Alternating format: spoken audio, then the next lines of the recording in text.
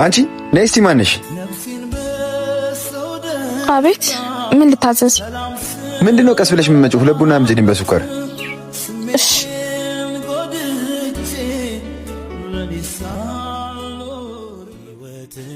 ተስፋ ምኞትና እውነታ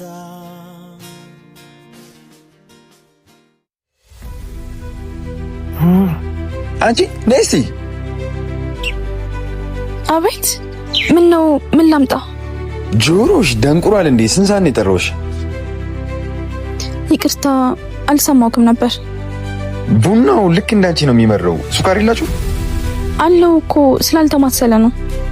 የድሃ ጥጋበኛ ነማሲው። እሺ ትንሽ ገበያ ያስጨምርላችሁ፣ ጥጋባችሁ መከራ ነው።